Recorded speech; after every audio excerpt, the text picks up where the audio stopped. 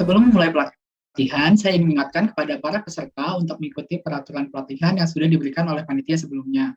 Para peserta diharapkan untuk tertib dan aktif selama pelatihan berlangsung. Untuk link absensi akan diberikan oleh panitia selama pelatihan berlangsung melalui kolom chat di Zoom. Peserta diharapkan memperhatikan dengan seksama. Tidak lupa diingatkan kepada seluruh peserta pelatihan diwajibkan untuk mengaktifkan kamera serta mematikan mic selama pelatihan berlangsung kecuali saat sesi tanya jawab. Apabila terdapat kepentingan sehingga tidak dapat mengikuti ketentuan ini dari awal sampai akhir, diharuskan untuk mengonfirmasi terlebih dahulu melalui private chat di Zoom kepada salah satu host. Halo teman-teman, bisa dibuka yuk. Kita on cam, diperhatiin, virtual background-nya diperhatiin, format namanya. Kita ngobrol-ngobrol dulu nih sebelum pelatihannya mulai.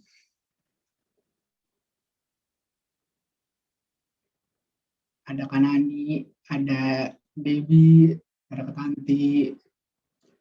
Halo Kak, halo teman-teman. Halo. Halo Ale. Halo Ale. Gimana nih? Aku mau ngajakin siapa ya? Aku mau ngajakin Debbie Siva deh buat ngobrol-ngobrol. Boleh nggak nih Debbie?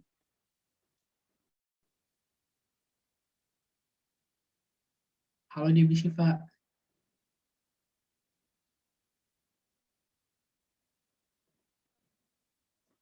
Atau siapa nih ya? Ada Yosefa Christine nih. Yosefa, ngobrol dulu dong. Boleh ya? Halo Yosefa. Oh, masih pakai headset. Oke.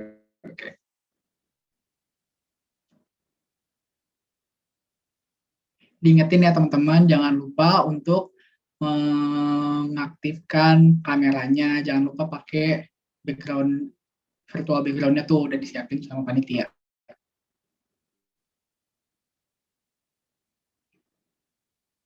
Mana nih? Ini kayaknya nggak ada yang bisa diajakin ngobrol nih. Memperkenalkan pemateri kita pada hari ini kepada yang terhormat Bapak Apoteker Lawrence Sidamukti, SSI MM. Izinkan saya untuk membacakan CV dari pemateri kita pada hari ini. Bapak Apoteker Lawrence Sidamukti, SSI MM, telah bekerja sebagai Managing Director di Asian Trend Synergy Pharma dari Agustus 2020 lalu hingga sekarang. Sebelumnya ia pernah menjabat sebagai Associate Vice President Marketing Commercial Solution di PT Anugrah Parmindo Lestari, dan sebelumnya juga pernah menjabat sebagai Marketing and Business Development Director di Metro Drug Indonesia. Bapak Lawrence pernah menempuh pendidikan di University of Delaware, Certified International Business, di Pancasila University mengambil Master of Management Business, di Pancasila University juga pernah mengikuti pendidikan apoteker serta pendidikan S1 farmasi. Diingatkan kepada peserta, sesi tanya jawab akan dimulai ketika panitia telah memberikan format pertanyaan kepada kolom chat Zoom. Tidak lupa diingatkan bahwa seluruh peserta diwajibkan untuk menonaktifkan mic kecuali sesi diskusi dan menyalakan kamera selama acara berlangsung. Baiklah, tanpa berlama-lama lagi, kita memasuki agenda inti dari pelatihan hari ini, yaitu pemaparan materi. Kepada Bapak Apoteker Lawrence Sidamukti, SSI MM, dipersilakan. Selamat siang, salam sehat semua. Assalamualaikum warahmatullahi wabarakatuh. Adik-adik dan terutama Pak Yamin, ini saya merasa sangat berharga sekali, merasa senang bisa hadir di antara rekan-rekan sekalian, adik kelas.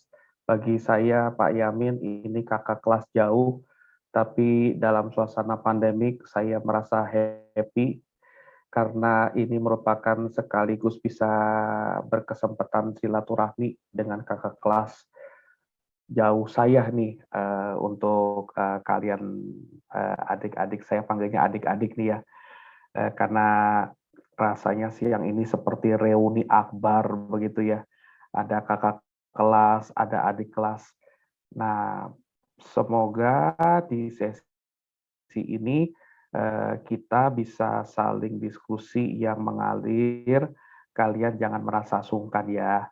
Saya pernah melewati semua yang sekarang ini kalian lewati, sehingga apa yang kalian rasakan, saya bisa merasakan. Apa yang saya lewati, saya pernah ikut mengenyam juga untuk dididik oleh senior-senior saya, termasuk oleh Pak Yamin. Nah, jadi siang ini, mari diskusinya kalian supaya suasananya nggak tegang. Silakan kalau nanti di sesi tanya jawab mau bertanya, jangan sungkan ya. Tidak ada barang satu pertanyaan pun yang paling sederhana yang rasanya kalian harus sungkan untuk tanyakan, gitu ya. Nah, supaya bisa lebih menghemat waktu, pertama saya mengucapkan terima kasih banyak untuk panitia. Yang kedua, pada moderator untuk Alessandro. Terima kasih Alessandro bisa menjadi moderator siang ini.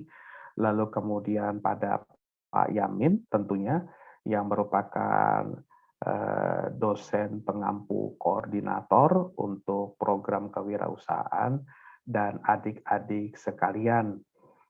Nah, sebelum mulai saya pengen coba minta feedback apakah suara dan cahaya yang ada di ruangan saya kira-kira di kalian apakah cukup memungkinkan untuk bisa asik menyimak gitu. Mohon feedback. Mungkin dari Sandro. Sudah baik, Pak. Baik ya. Oke. Oke. Selama sesi feel free ya. Ini bayangannya bukan merupakan kuliah farmakologi seperti kita di ruang ajar, tapi menjadi ajang untuk saling bertukar pikiran, mencari gambaran apa yang ada di lapangan. Nanti kalian bisa menanyakannya pada sesi tanya jawab yang dipersiapkan oleh moderator. Izinkan saya untuk memulai presentasi saya. Waktu saya dihubungi oleh panitia, pertama-tama saya berpikir keras karena mendapatkan judul untuk bisa memberikan pelatihan atau workshop di kewirausahaan buat adik-adik kelas. Tapi kemudian saya menyadari, walaupun adik kelas, saya adik kelasnya agak jauh nih. Saya mungkin eranya era kolonial, kalau kalian eranya era milenial.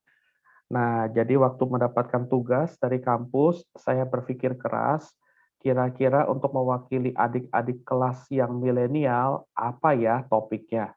Nah, jadi sambil yang tadi pertanyaan apa yang kalian suka, itu baru menjawab yang ini nih. Kelihatan kursor saya ya, semoga.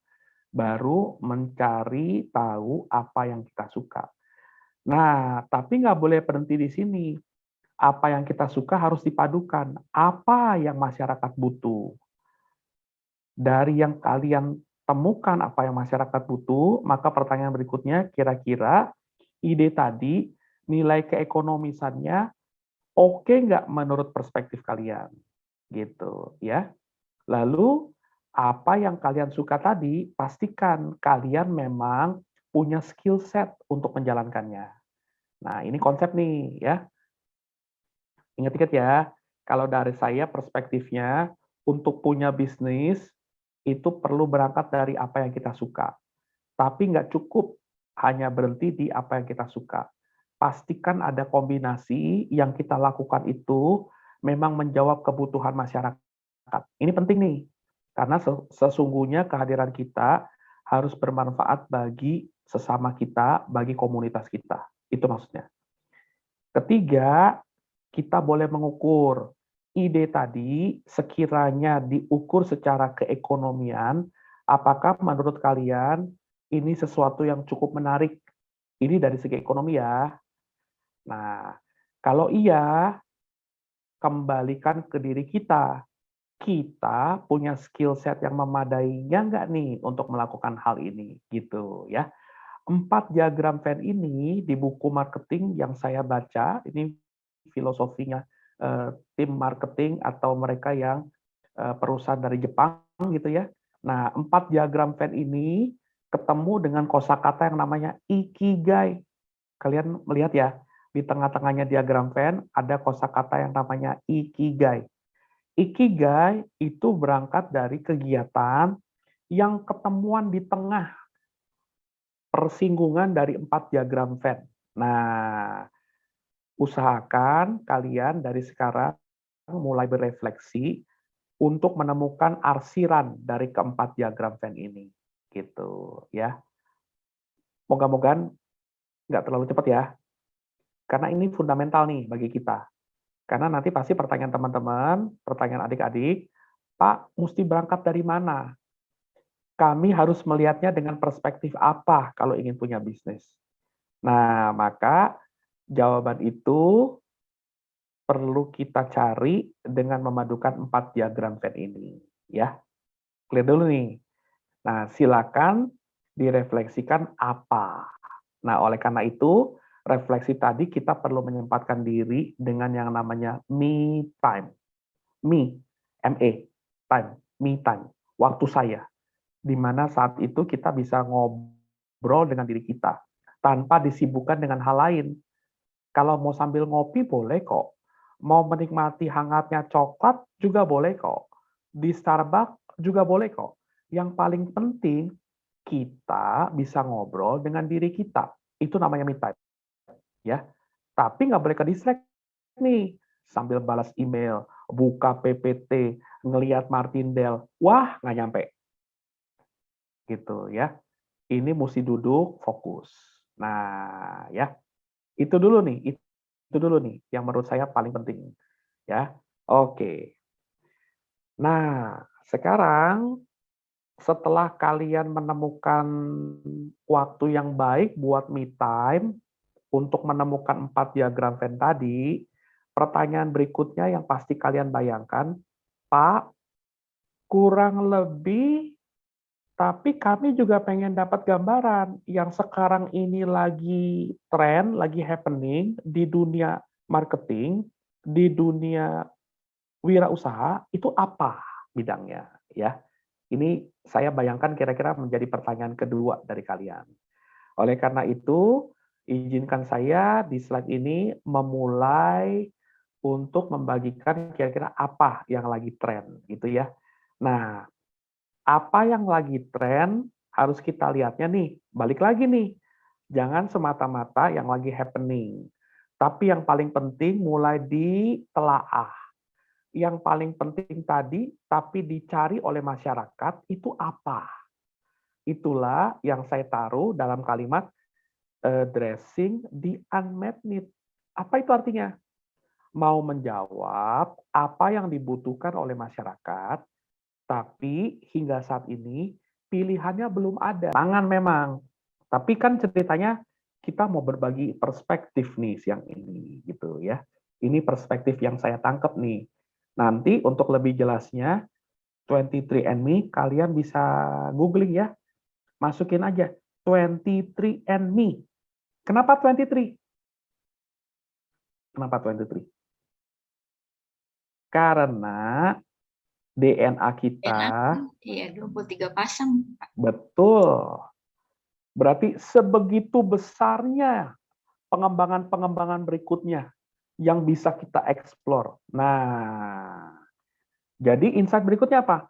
Produk kalian, jika memungkinkan, prototipenya bisa dikembangkan sedemikian rupa untuk menjadi produk-produk derivat berikutnya.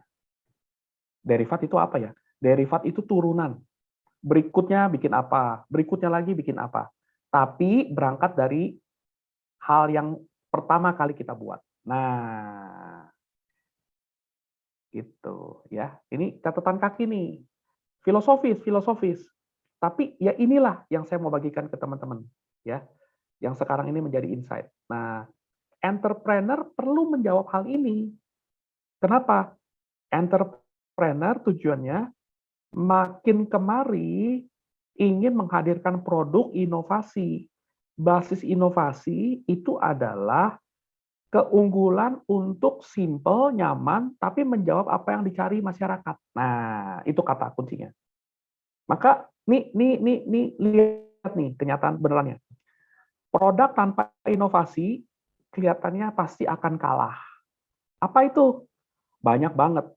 Kalian pernah aware nggak? Di generasi saya begitu ya, itu kalau untuk produk shampoo paling banyak itu shampoo 2-in-1. Tapi di generasi kalian nih yang screen native, kayaknya udah nggak akan laku deh kalau shampoo yang isinya cuma shampoo plus conditioner. Sekarang ini udah 3-in-1 minimum. Bahkan bisa 5-in-1, bisa 6-in-1. Nah, kenapa? Karena mereka ingin menampilkan inovasi. Satu produk, tapi bisa memberikan faedah yang banyak. Tapi simple. Nggak perlu dong, kalau 6-in-1 berarti pakainya 6 kali nih. 1 kali shampoo, bilas, ganti botol.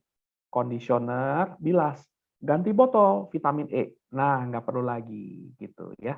Ini filosofi. Nah, kira-kira adik-adik bisa menangkap ya filosofi dari slide-nya 23andMe. Oke, kita lanjut ya. Nah, hal-hal seperti ini itu sangat membantu bagi kemaslahatan kesehatan. Makin banyak mereka yang memang sekarang lagi peduli-pedulinya nih tentang kesehatan. Nah, maka jangan dilupakan. Kalau begitu, pikirkan apa yang pas kebenaran lagi jadi concern halayak ramai, saya bisa ikut hadir. Nah, tujuannya kenapa? Kalian jadi dimudahkan. Kebenaran semua perhatian lagi mengarah ke situ.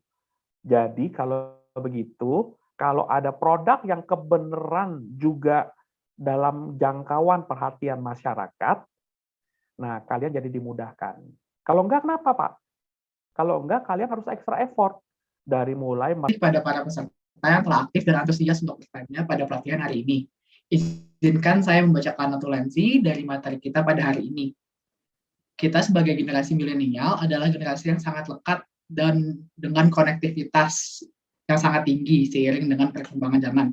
Kita juga harus bisa menyempatkan untuk membuat me time untuk refleksi, untuk mengetahui apa yang kita sukai nih. Setelah itu juga kita telah mengenal konsep ikigai, yaitu adalah irisan dari apa yang kita suka, masyarakat butuh, nilai ekonomis, dan kita dapat dengan hal yang kita dapat berperforma dengan baik. Mohon maaf.